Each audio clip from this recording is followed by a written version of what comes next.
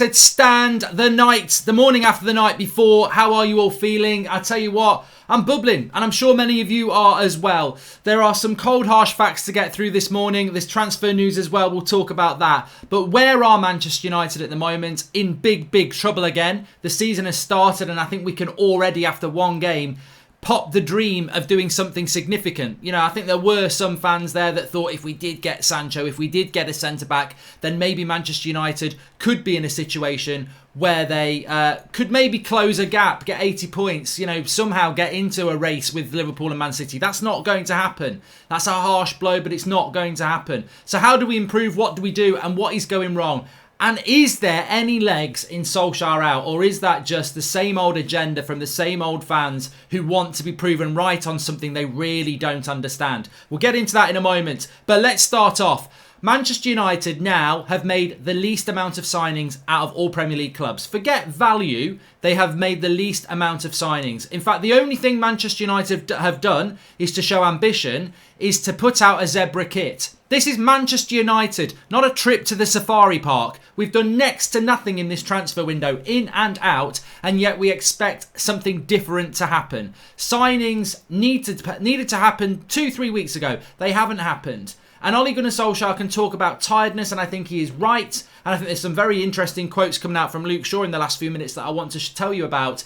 But this is beyond ridiculous now at this point. And I think, look, after a game, you're pumped, you're frustrated and everything like that. We've all had a few hours to think about this now.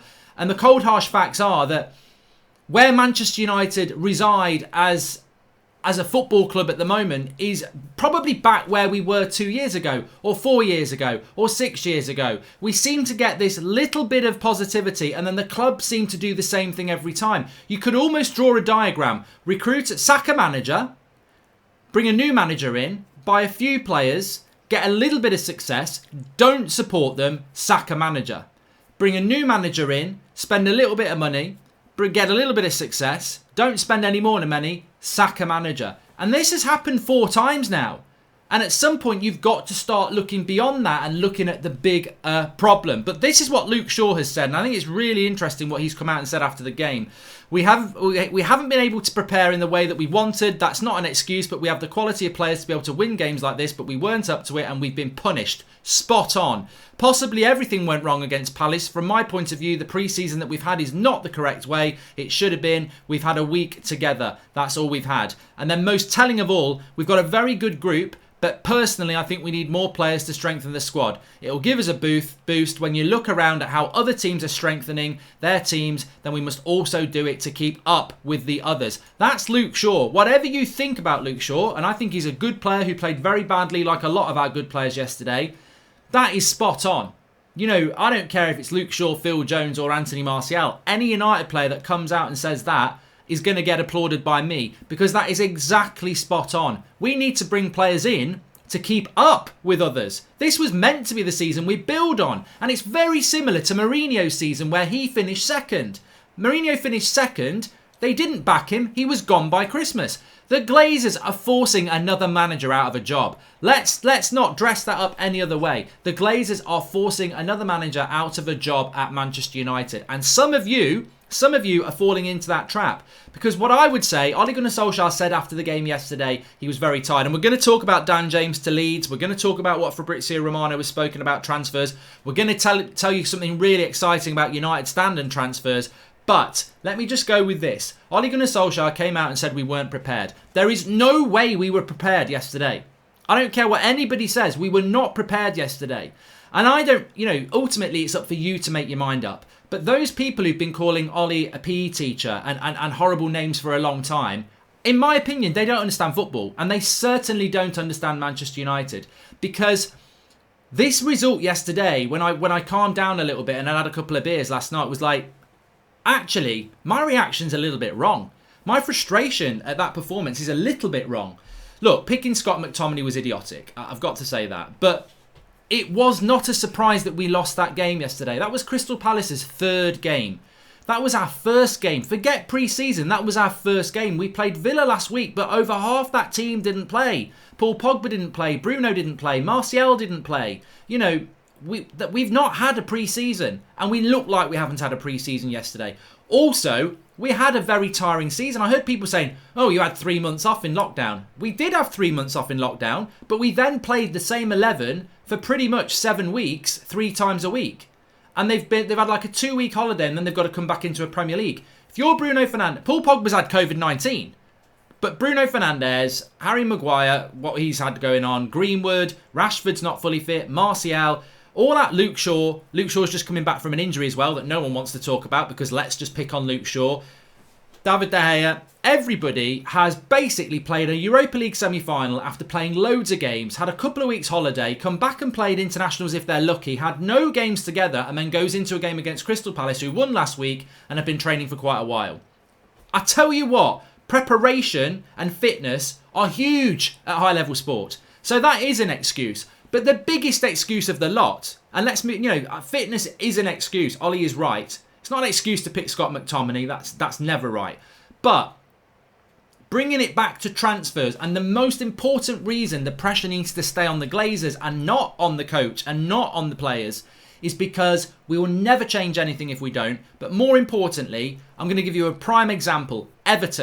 Everton Football Club finished last season with a whimper. Ancelotti came in, changed a few things, but to be honest, towards the end of the season, they weren't going to get into Europe, and they weren't good enough to get into Europe, and they finished the season with a whimper. 6 weeks later, they've won their first 2 games, and they look like one of the best teams in England. How do Everton go from a team that's not that good to a very exciting team in 6 weeks? Preparation, support, and a clear objective for what the season's going to be in the transfer market. They've brought in, 3-4 players, Everton? Significantly, they've redone their midfield. That was their weak area. Calvert-Lewin, Richarlison, they're good players. Back 4 probably needs some work, goalkeeper does, but the midfield is where games are won and lost. James Rodriguez, Alan from Napoli, Decore comes in. They've still got Angel Gomez to work with. They've revamped their team in 6 weeks. Manchester United have done sod all. If you want to really look at why United are failing, use Everton. There are other examples, but use Everton. Ancelotti's been backed. He's looked at the weakest area. They've given him the players, and they look like a brand new team. And that's what a close season's meant to be. You can't go from one season to another season and expect things to be the same. Because the players are mentally tired, definitely. There is no boost, like Luke Shaw says. And you're having to use shit, to be honest with you. Dan James, Scott McTominay, Fosu Mensah. I mean, look, that term's not fair. But ultimately, they're probably 3 players that struggle to get into... Well, they don't get in an Everton team, for a start. And they certainly probably don't get into a Leeds team at the moment. So, what if you're going to pick a right-hand side like that, and Lindelof playing the way he is, you're going to struggle. I'm not surprised about yesterday. I'm massively disappointed.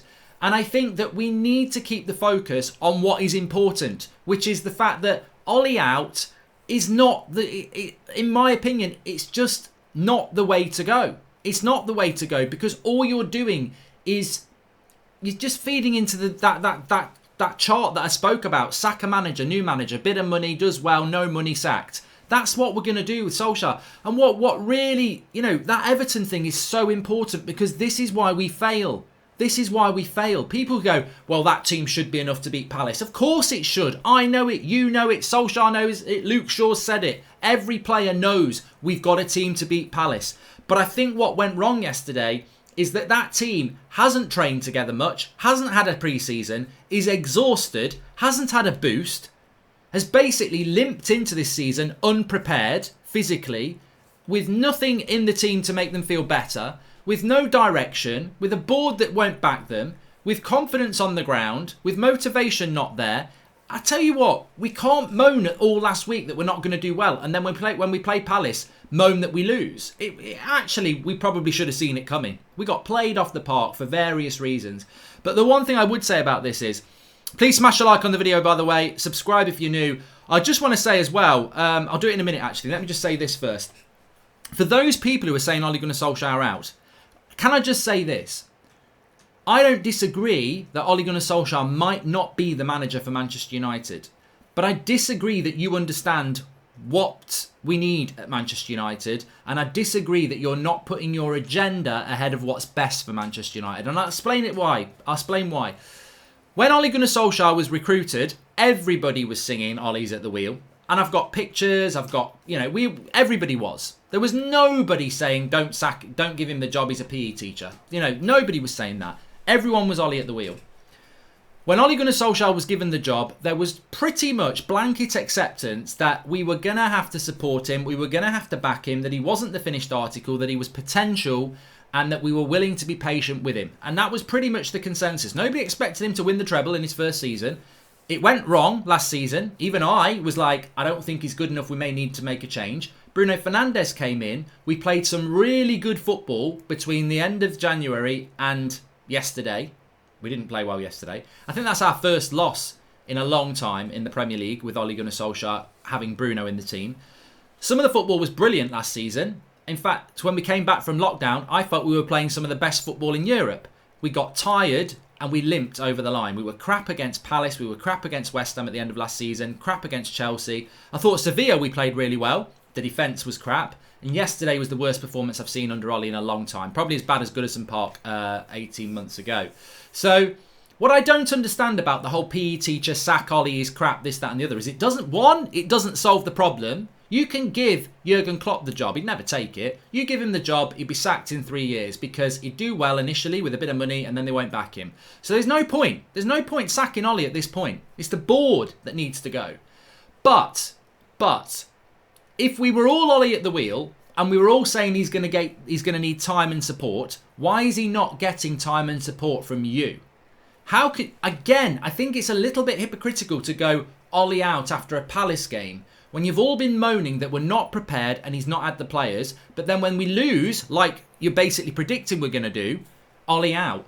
It doesn't make sense, and it waters down what the argument should be, because if you're Ole out and Glazers out, you may as well walk out yourself, because you can't be both. You've got to go Ole out or Glazers out, and ultimately, Glazers out, is the right decision. Ole Gunnar Solskjaer is an up-and-coming manager who may not be good enough or may be good enough.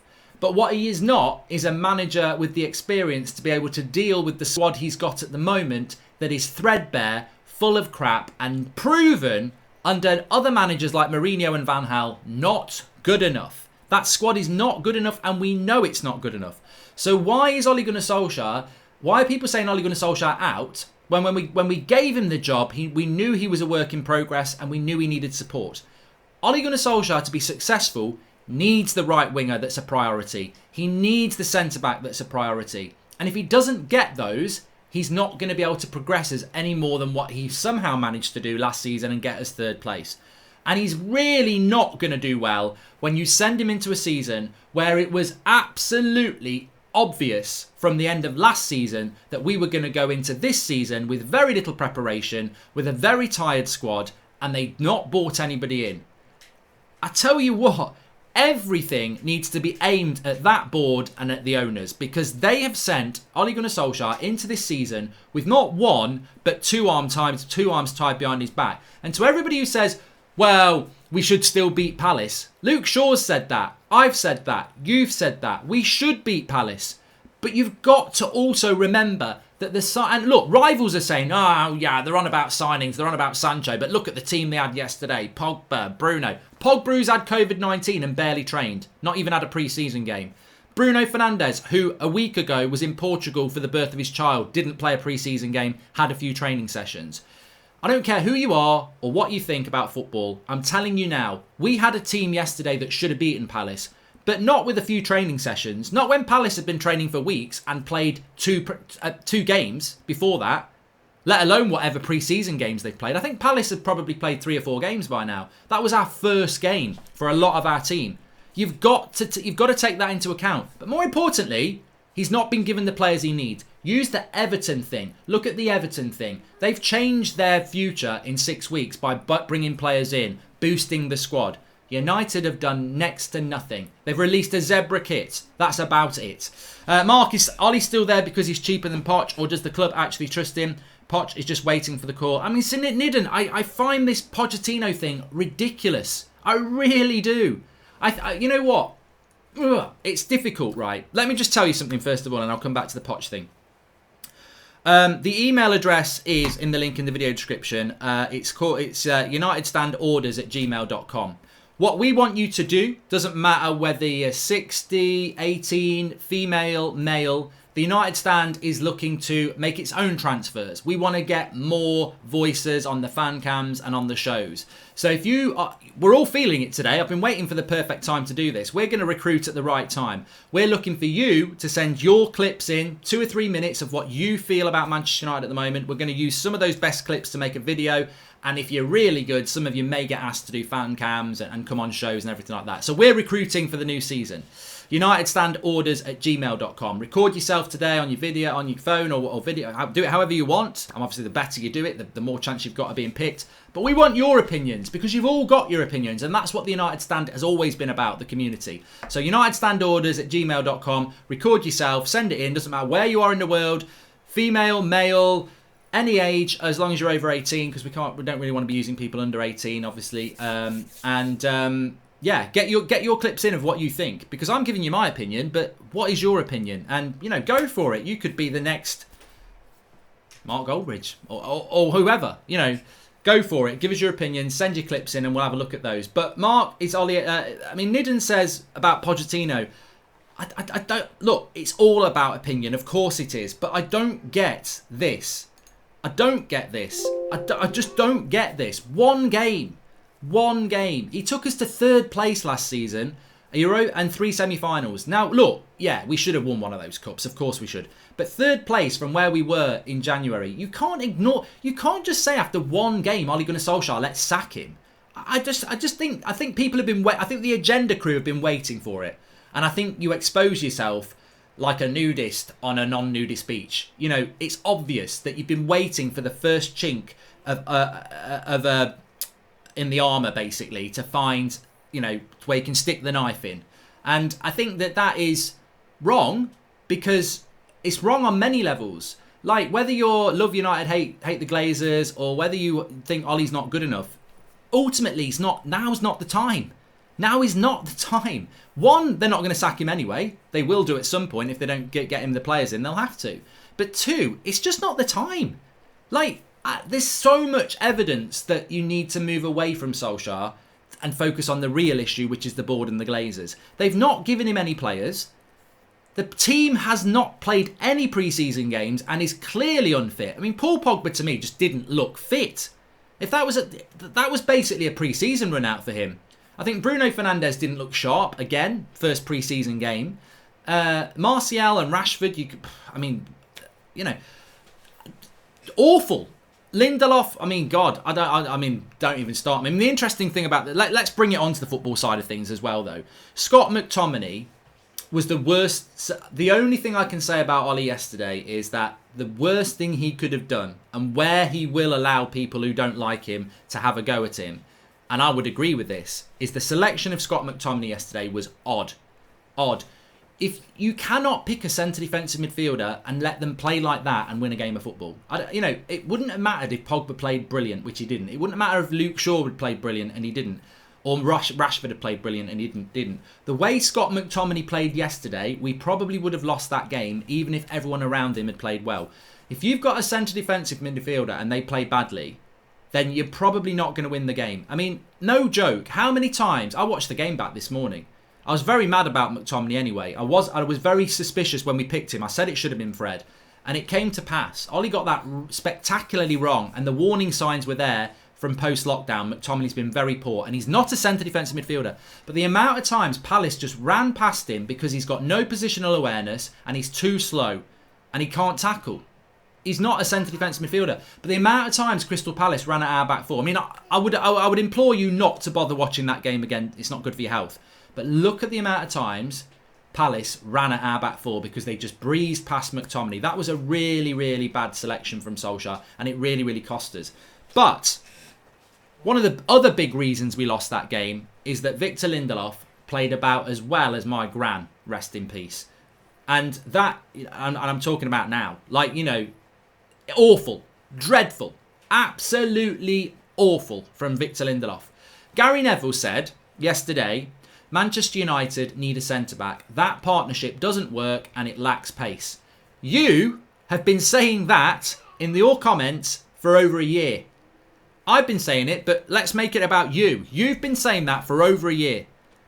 Over a year. So Gary Neville saying it yesterday, I couldn't give two tosses about Gary Neville saying it. I like Gary Neville, we all respect Gary Neville, but ultimately I respect you lot a lot more because you've been saying it for a year. Gary Neville saying it yesterday is great. It's vindication for some of you lot, but I think your opinion's just as good. In fact, it's better because you've been saying it for a year. If Gary Neville's saying it, and you're all saying it for over a year, why is Manchester United not brought a centre-back in? And this is why we fail. You know more than our board know. And if you know more than our board know, are you good enough to be on Manchester United recruiters? Maybe some of you are, but realistically, it should be a specialist. You know we need a centre-back because you know that partnership is not good enough. How many points are we giving up? How many points have we given up? How many games are we going to lose because our board doesn't react? I mean, Fabrizio Romano has come out and said that Manchester United's priority is a left-back and a right winger. Well, we know the right winger is Sancho, and that has got to happen. Too late, but it's got to happen. But left-back's the priority. Telles is the player. There is another alternative, but Man United are monitoring the Telles situation. Now, look, Luke Shaw didn't play very well yesterday, and we do need a left-footed left-back as well. But it worries me that the priority positions are right wing and left back when actually you could argue the biggest priority position is centre back and we're not even going to buy one. So even if we get Sancho and Telles, we're still playing Lindelof and Maguire. And for me, I would try Eric Bailly now. And I'm not a big fan of Bailly. I would actually keep Chris Smalling. At this point, I would keep Chris Smalling. We're going to sell him. Fonseca from Roma came out yesterday and said, I'm desperate to get Smalling back. We need Smalling back. So centre-back is going to cost us so many goals this season. And yet again, I know for a fact, Ole Gunnar Solskjaer wanted a centre-back. So people can say Ole out because he picks Lindelof and Maguire. He wants a centre-back and they're not getting him one. And he's been told, you're not having one. Even though we all know we need one. Bielsa, Klopp, Guardiola and even Ancelotti play 4-3-3 with one holding midfielder. It's not rocket science that it's a base formation tactically that suits United and is the best way forward. I agree with that, Daniel Shabba. Mike says we will never be able to move the board or owners out, but we can move Ollie on. That's why those of us that don't believe he's capable say so. But Mike, I've got to come back at you there, and I respect you, and you know, thanks for tuning in. But are you idiot? Are you not able to process information? Are you like a goldfish? Do you live in the last 7 seconds? Or can I just explain to you what's happened to United over the last 8 years? We recruit a manager, we give them a bit of money, they do okay, they do well, they don't get money, they get sacked. We did it with Van Gaal, we've done it with Mourinho, and now we're going to do it with Ollie. Why do you think a new manager is not going to just waste us 2 more years? Look, Liverpool are going to win the 20th title and then they're going to win the 21st title. We're already in their shadow. Do you want to be historically in their shadow? The one thing we cling on to is 20 times, 20 times. Well, we're not going to be singing that in a year. And if you sack, if we sack another manager and you bring your precious Poch in or Nagelsmann or whoever your manager is, I'll guarantee you now, in 2 years' time, you will be saying Poch out, Nagelsmann out, we need to get the next new shiny toy. Because they won't get backed. And people do not understand this. The evidence is there. I very rarely say you're wrong. I very rarely say that because I'll think you're wrong, but my opinion isn't necessarily right. But on this, when there's absolute evidence, you cannot say sack Ollie and get Poch in because it's going to change. It will not change. How many times have I told you? You could give the job to Pep or Klopp and they will fail and be sacked in 3 years. You cannot do the job that you United fans demand with this board. Pep Guardiola would not get the 400 million he needs to build a team in his style. Klopp would not get the 400 million pounds he needs to build a team in his style. Doesn't matter whether you're Ole Gunnar Solskjaer or Jurgen Klopp, you will fail at this club because this board will back you for the first season, but not when you get success. When you finish second and you need to build, forget about it. When you finish third and you need to build, forget about it. They will not do it. So it doesn't matter who your shiny toy manager is. You're foolish to sack Ollie and think a new manager's going to change it. You give Poch the job, he'll get way more out of these players. He probably will. He'll probably take us to second or third, but he won't take us to first. And you know what'll happen? Poch comes in. He does well. We play good football, right? We finish third or second. I told you, he's way better than Ollie. He's way better than Ollie. We're right with Pochettino. He's the man. He's the one. We just need to build on it. But we've been here twice before. Mourinho just needed to build on second. No money, sacked by Christmas. Ollie needs to build on third. No money, he'll get sacked soon. Poch comes in, gets his second or third.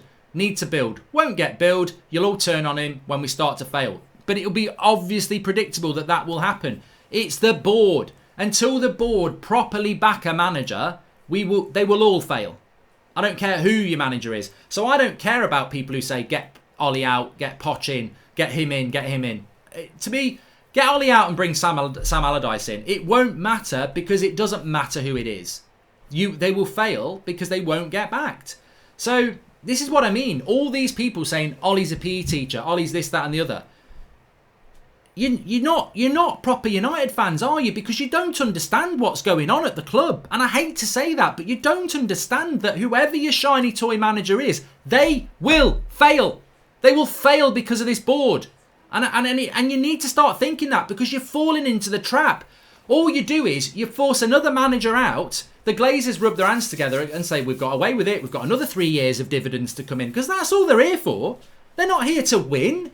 They want to stay here as long as possible because they know no matter what happens, you're buying the Zebra kit. You're going to the game.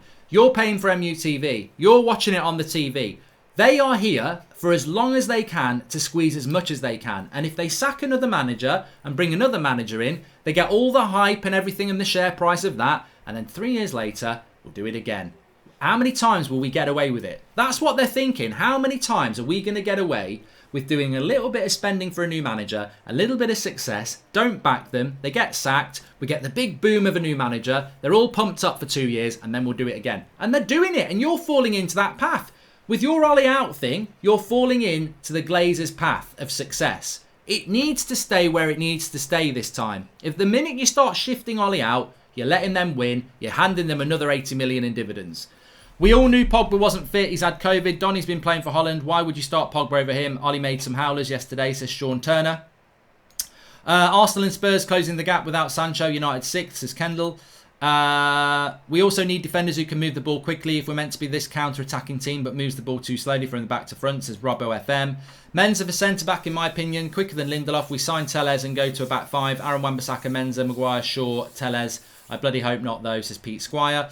Wife told me not to be sad. The players will get paid anyway, even if they lost, says Nemo Dar. And I know Ollie tactics weren't great, but imagine Thiago over Scott and Sancho over James and Upamecano over Lindelof yesterday. I imagine a different result.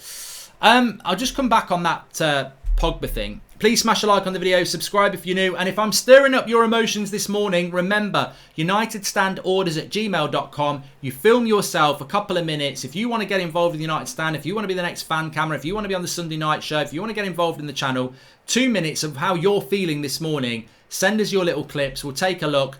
Man, woman, 70 years old, 18 years old, it doesn't matter. Send it in. It doesn't matter where you are in the world. Send us your clips in and we'll take a look over the next few days and see if we can get some of you involved, because I know people are passionate and we definitely want to get those voices involved. The cycle you're talking about shows the lack of ambition by the board and the Glazers. They are content with being in the Champions League as it keeps the share price steady. They are leechers. And this is it, Dale. This is why sacking another manager isn't the way to go. I would almost say, and this is a really brave thing to say, and look, I know it would be very hard.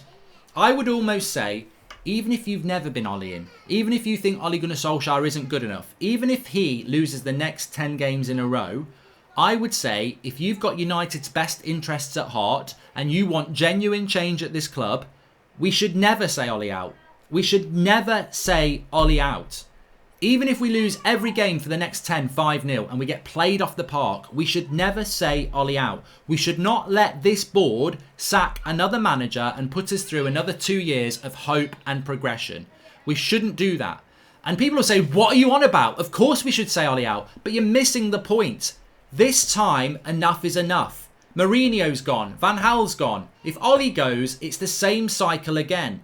The real culprits are the board and the Glazers. They are the ones who've bought badly. They are the ones who don't buy the players that the managers want. They are the ones who don't fully support the manager when they bring a bit of success in. They are the ones who will keep doing it and bleeding this club dry for as long as they can. So I don't care. Well, I do care, but if Ole Gunnar Solskjaer puts us into the bottom 3 by the end of November, we should still not say Ole out. We should say Glazers out, because it's the only way things are going to change. And look, it doesn't mean they're going to go. It doesn't mean they're going to go.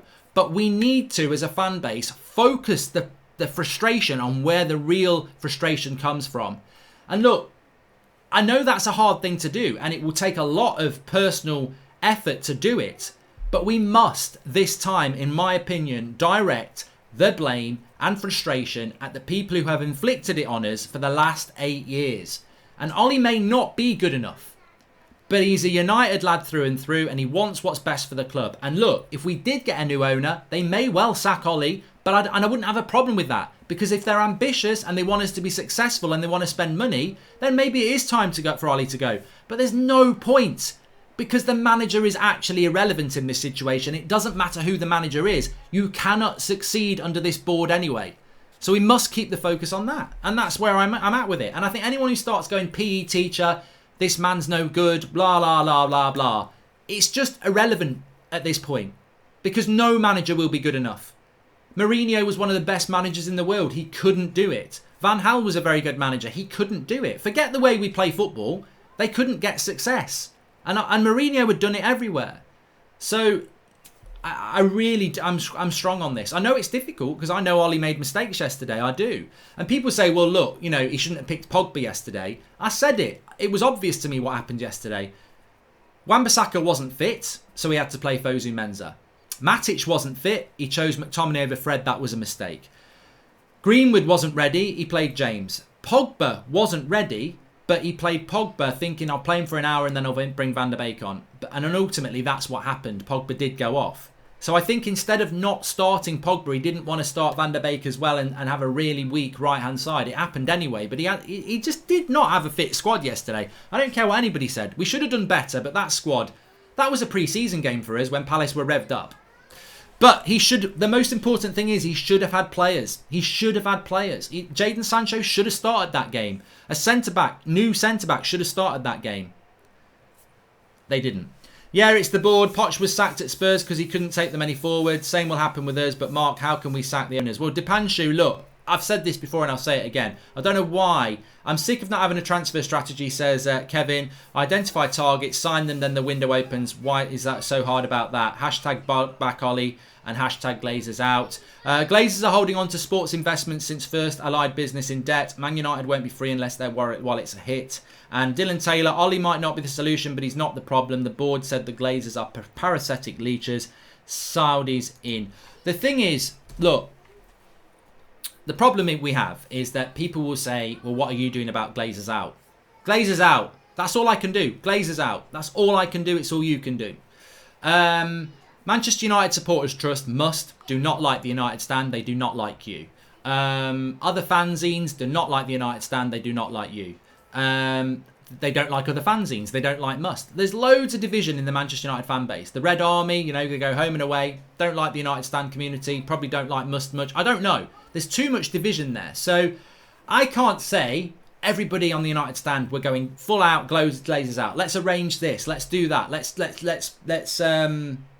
all unsubscribe from MUTV. Let's all unfollow United on Twitter. We can do that, but it's futile because not everybody's doing it.